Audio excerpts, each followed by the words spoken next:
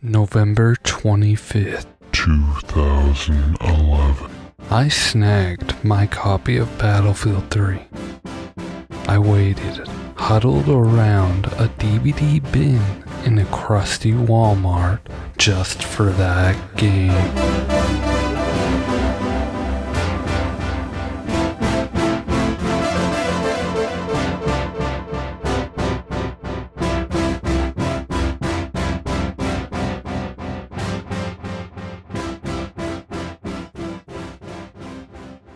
It was Black Friday, and I was going to get Battlefield 3. I convinced my parents with speech 100 that at that price range, it was indeed a steal. I mean, it was kind of it's fair enough. I got there early, filled with D-tier Chuckarama food. I was ready to wait in line when I got there, but no line. I was early. I love it when a plan comes together. I found the DVD bins filled with games. Each bin had a big colored poster indicating the price ranges. My bin was the 15 to 25. I was the first one there. I looked and held the various games for the next hour or so. Mass Effect 2, Portal 2, Batman Arkham City Asylum, and Battlefield 3. I remember avoiding looking at Battlefield 3 when I first got there. I was saving it, knowing I was going to be there for hours, and once I picked up Battlefield 3 for the PS3. That copy was mine. I never put it down, nor picked up another game. I didn't need to. I studied that case as if I had found a sacred artifact. I reread the back of that case many times. Mostly studying the dope Caspian border jet shot. About an hour into my trek to play Battlefield 3 as close to launch as possible, a cute BYU girl joined my trek. She was tall, Amazon Shadow of the Colossus tall, and I was going through my 9th grade phase. John Green background character phase. I had acne like I was exclusively eating pasta for every meal. Once a kid in my special ed class literally said, "You look like you really like pasta. I really like pasta. When I eat pasta, my mom says I get a lot of zits, and I have to pop them." What? He really said that, guys. I remember. I just forgot about writing that. His heart was in the right place. He was socially awkward as farting in the dentist's office, but him saying that made me feel self-conscious for a week, because I knew what he was really saying was, "You have a really big zit, man, and you should pop it." But nonetheless, standing around these mid-price games, me and this cute BYU, maybe she was UVU, don't remember, we talked for a good hour or so, and at some point I was even slightly flirtatious in that cringy, "The girl is letting you do this because she feels bad for you" kind of way. But still, I think she saw I needed a W, and I was down bad. After a while of light discourse, more characters joined the video game campfire. A dad, another guy my age, just cooler, and others I don't remember. We all talked together in that fun movie premiere waiting in the roller coaster line, future liminal space kind of way. The cool guy like me was there for Battlefield 3. He was just cool. That's all I remember about him. He didn't put anyone down nor up. He was a real Bill or Ted, just along for the ride kind of guy. I don't know, he's just there. He's a background character like me, I don't know. Around 12 p.m., the bells of low-price consumerism rang. I had my copy, so I was good to go. I called my dad. He picked me up. Take a seat, man. Don't forget to close the fucking door. And we chatted about the various features of the game. I told him the sound effects were much more, quote, realistic. but I just kinda lucked out on that one because it was more realistic.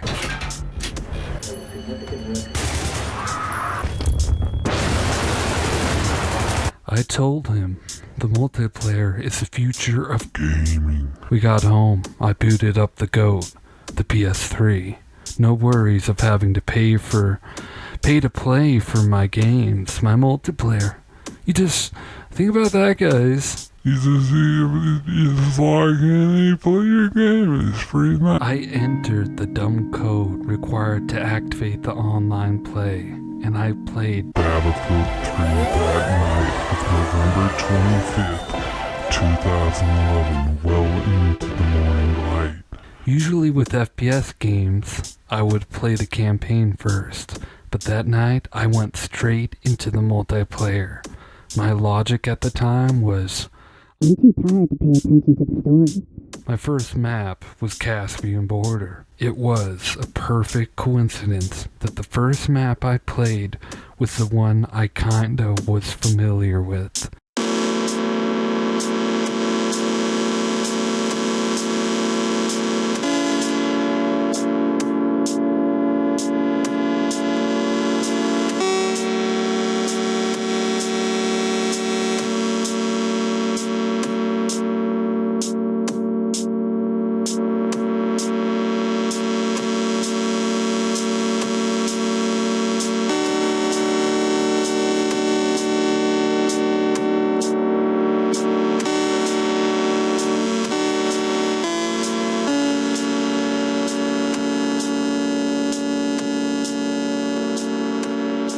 It was the perfect introduction to a game. From November to probably around May of the next year, I played BF3 whenever I could.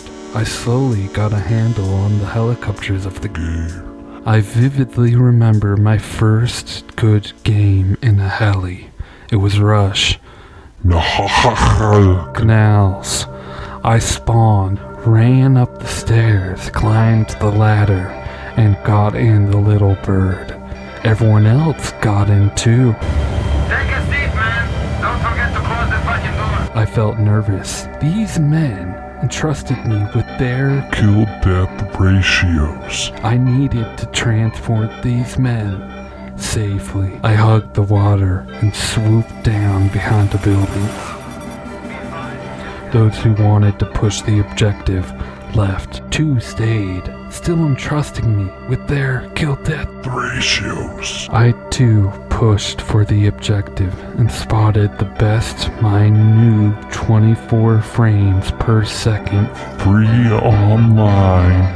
PS3S. Good. I got a kill, my first kill. Another kill. They were mad now. They locked in with their stingers. What was I gonna do? I popped my flares early. Even thinking about it makes me cringe.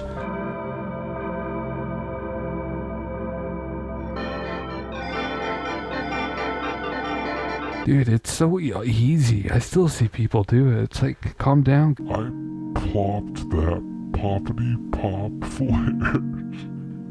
I popped my flares early, before they even shot, like a noob. I flew away as fast as I could, but they shot. Most would have fled at this point, but these randoms weren't randoms. They were my brothers in arms. The missiles hit, but they were ready with the torches of life. They healed me so I could have my revenge, or at least some shit like that. I remember my first game vividly. I remember it just like that. A Battlefield match isn't just an objective. It is the flair of it all. There's always a sense of a story, a camaraderie between randoms each match.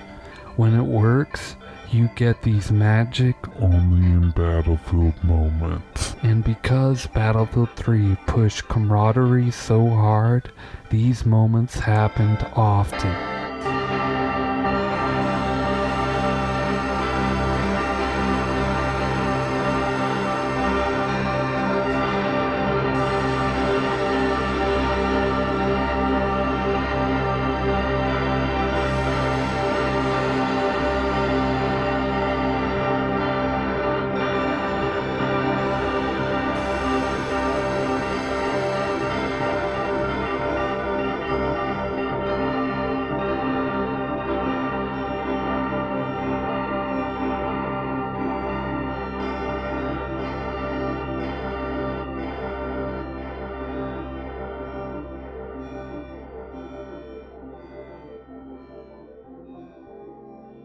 A Michael Bay movie with endless sequels, but these sequels only get better because you get better. You improve.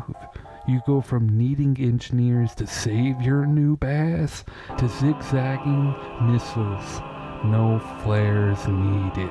You tilted at a weird angle. I've seen people do. With each match I played, I got better and better on console, that is. On PC in 2022, I kinda suck. Gas. I'm just rusty. That's what I'm telling myself. I'm just rusty. It's not sweat lords and shitty ping and all that other stuff. I'm just rusty. Back to the week I first got BF3. When I woke up, it was probably night. That night, I decided to play the campaign to warm up. My dad watched me play for a bit. The first level where you avoid getting shot by the sniper as you make your way up the stairs. I don't remember all he said, but he seemed impressed by the graphics and Realism. I ended up playing the campaign obsessively for the next 2 days or so, interspersed with rounds of Rush. As of 2022, I've played the campaign probably about 3 to 4 times. Each time, I like it a little less, but as like a interactive movie video game, It's kind of awesome. some levels are genuinely really fun, and most are just cool spectacle with nothing to say. I feel like they watched Band of Brothers and Generation Kill, but they didn't take any notes. There's brief glimmers of a much cooler story that gets lost in the shuffle of spectacle. But if you can roll with it, it's Some story about a terror plot in New York, and the Marine claims he has information to stop it. Now, the best part is, he says it's gonna happen today. The characters lack anything that made Bad Company characters work. Goddamn, I tell you, today, I moved my backpack, and I found this big-ass scorpion right underneath. And I saw a big-ass tarantula, too. Thing is, Sarge, nothing's gonna bother you. They're more frightened of you than we are of them. No. They're more frightened of us. Though, the Bad Company characters wouldn't work as well on Battlefield 3, because Battlefield 3 is trying its hardest to be Generation Kill, and I admire the attempt. I can only wonder what Kojima would do with this sandbox. Imagine if each mission of the campaign was like a round of conquest, with the BF2 PS2 port soldier swap mechanic. It's pretty clever, and they've never brought it back. It's pretty weird. My Battlefield 3 campaign would have shared more in common with the co-op online missions.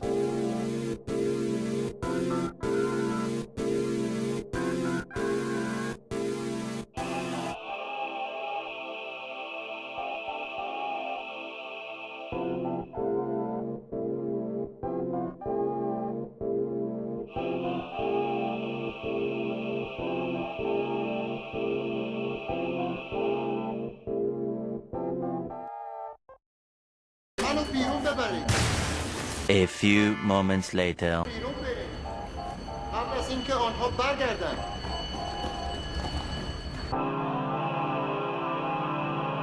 「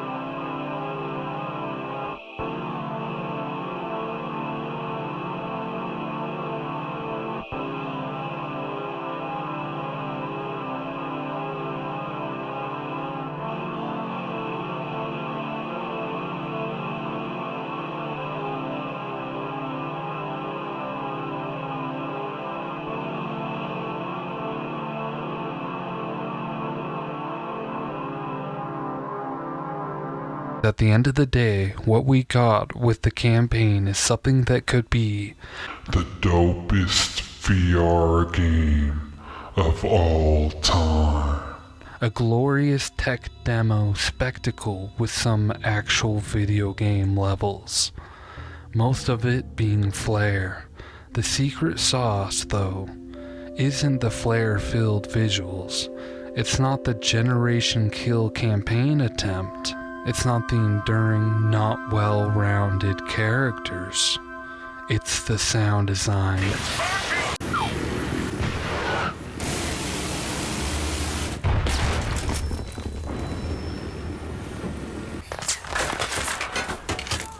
Just spotted a hostile team. Over.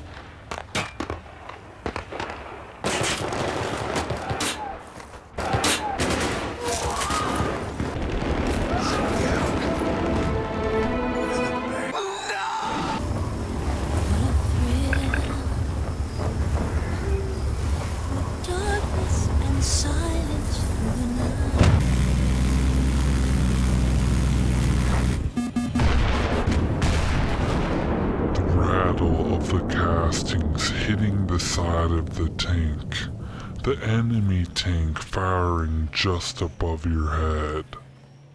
The sounds of this game push it to a spot few games have reached for me. It's aggressive and mad. It's unashamed. 2011 crunchy electronic music that if you play loud enough, you'll start to smell the gatherings of nearby vapors. And not like vapors like embers, like vapors like Vape Nation. It's thick, boy. It's the kind of music that had its moment and now everyone is over it like it's disco. The blue tint is much the same. At the time, everything was a desaturated nightmare. You remember Book of Eli? But everything had a gross tint as an attempt at realism or post-apocalypticism. I'm not cutting that. But I will stamp my feet and plant a flag. If you remove the tint and flair from Battlefield 3, you are cheating. If you're playing on Metro and you remove the tint, the game is much easier for you. Things are much more visible. Whereas if you're playing with the blue tint, people can actually hide. And that is by the game design. It's supposed to be that way. And I see so many people in the comments be, "What are you, blind?" And it's like, I know, they put the mod in. They downloaded the mod, and I don't know. To me, I'm not going to call them like a cheater in the comments, but it's clear they're probably kind of cheating from a certain point of view. The game was designed with this in mind, to skew certain sightlines, and for the established, cool, extra over-the-top factor. Your eyes should hurt after playing Battlefield 3 all night. I don't know if I actually stand behind that, but I kinda do. Because you were in a war. War always changes in Battlefield 3. The tactics have evolved and evolved. The game I played in 2011 is not the same game it is now. Not only because of the updates, but because of the ways players approach the game and/or attack helis, camp the edges of mountains, and launch TV strikes.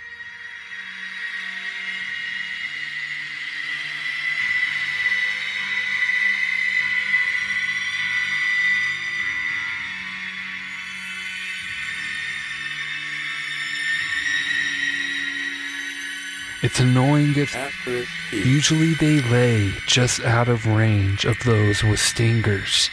This is one of the many reasons why I suck in 2022. The objective has been taken. but I'm learning. Because war always changes in Battlefield 3. Also, speaking of Campers, this game rewards camping. You're on defense. They're pushing. You set up claymores. You set up your LMG and go to work, acting as a wall between them and the objective.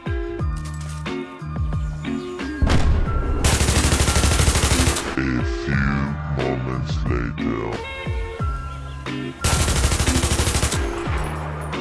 Now they've spotted you. A rain of RPGs crushed the walls. So you improve.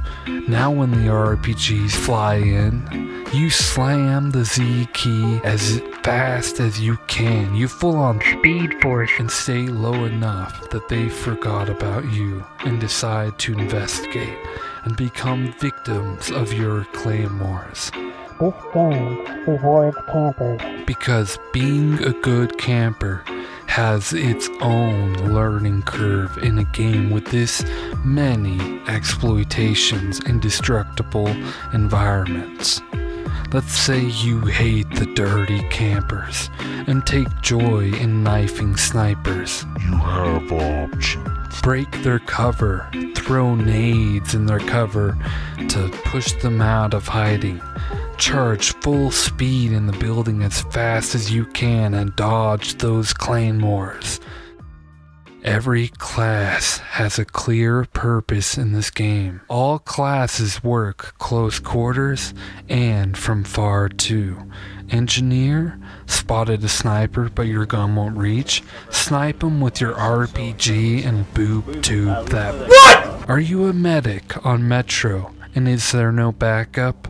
Bust out your noob tube and blast those noobs. Oh my god, embarrassing.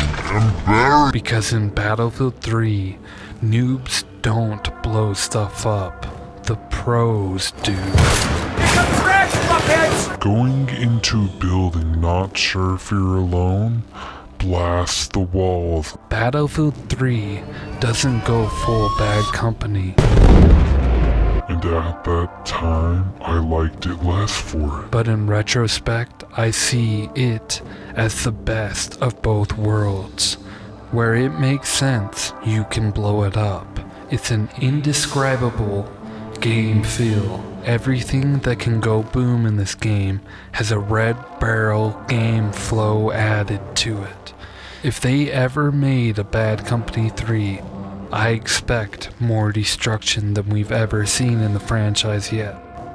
But for the mainline Battlefields, it was perfect. If only I could say the vehicles were the same, but they are not. The Jet Lords control the sky.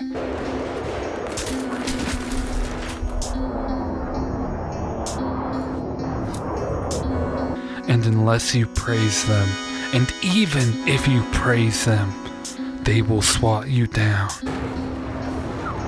Hostile jet spotted. Over.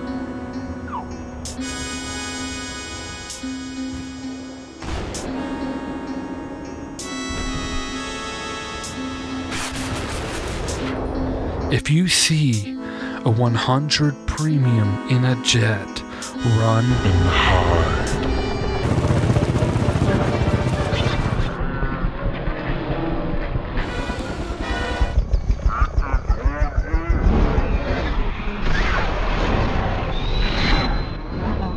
No. Wait.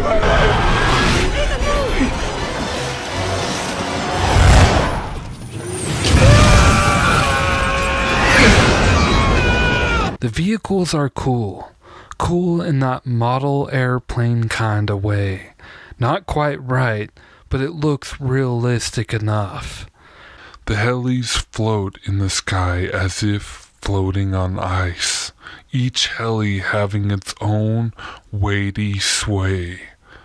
That sounded kinda dirty. The TAC helis will take noobs, especially 2022 noobs, quite a while to master, or even do okay at. They fall full force and turn like a semi-truck, but once you learn to embrace the ways of the heli, they can be rewarding, like a little too rewarding.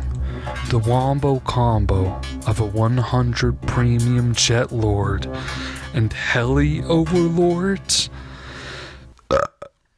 is what makes me burp, and it's what makes a full 64 player kind of full server die and become that 10 player ghost town. But if your team has at least 2 good engineers, the battle isn't lost. Let them take the skies, get the W, and swat the helis down with endless lock-ons. Lock on and see if they're a noob. Maybe they pop their flares early. You haven't shot yet. 2 good engineers really can change a game. Seriously. What's up guys, this is Ghost here bringing you the 5th part of my jet tutorial. Today we're going to be covering how to dodge or avoid missiles. The jets, on the other hand, can avoid lock-ons, spot just about everything on the map, and give them the old... Part of me thinks it's fair in a way, because learning a jet is hard in this game. Getting that good takes an insane amount of hours. Maybe they should be our jet overlords after 1,000 bajillion plus hours. I have yet to become a jet overlord. Someday maybe. By that time the game might be dead.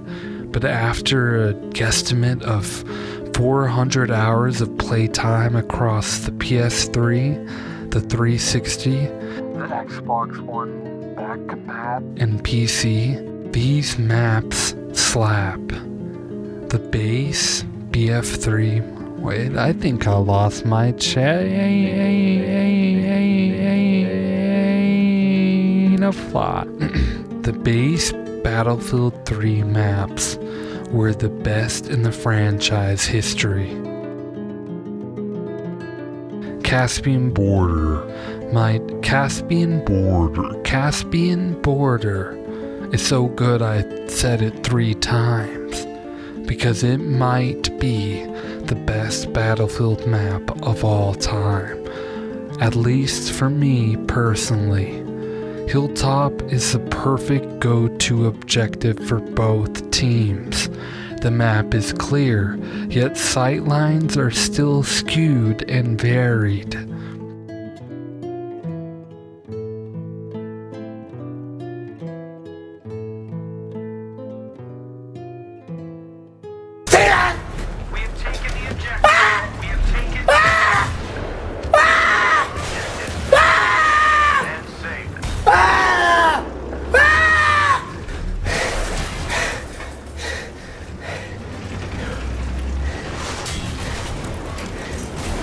Every objective on Caspian Border has a good amount of cover and a good amount of things to be blown the up. That game feel flows into every BF3 map, besides Tehran Highway.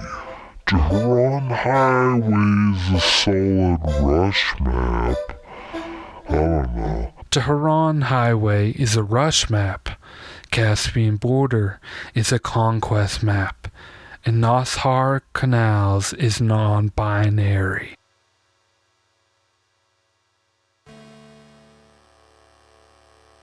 If only more players could have played the DLC, because the map design in many ways got better, or at least more fun, and less tinty for those who couldn't handle the tint.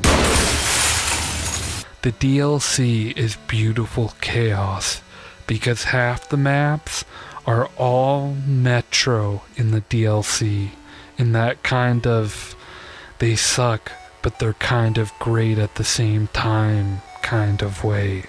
And the other half are unironic Caspian border levels that people have slept on for years and years. For my first good heli game, my first armed objective, from my first noob tube thunder slap, I was in love with this game.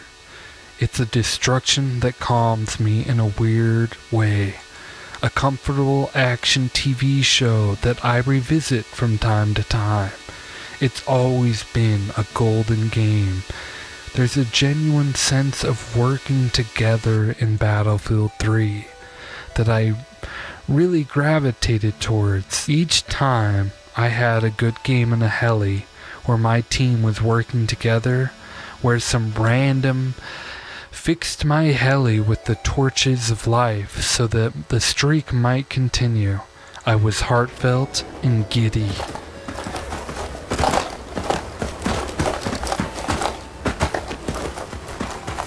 There is a genuine sense of camaraderie in this game. And many other Battlefield games. For weirdo introverts like me, it's perfect. I don't want to talk with a mic, at least not always. Even doing this, I feel weird. But I still like to interact when I play online games. To help where I can and give indications of what I'll do next to the players near me. If you say, More round, please! To me, I drop the ammo at your feet. Requesting some fucking ammo, man! And follow you the rest of the round to keep you supplied. If you fix me up with the torch that heals the heli, then I will fix you up whenever you take to the skies. I'll go down with the ship and continue healing, even if I know it's probably a goner.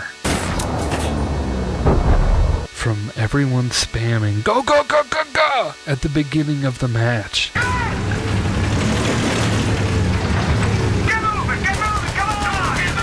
To the gunner of the chopper saying, this game wants you to interact with your comrades and your brothers in arms. It wants you to talk to each other, mics or no mics. No mics because there was no mics at the time, but still, it does want you to talk with your teammates. The fact that the lines are varied and that there's some that are genuinely rare makes it even better. Objective is neutralized.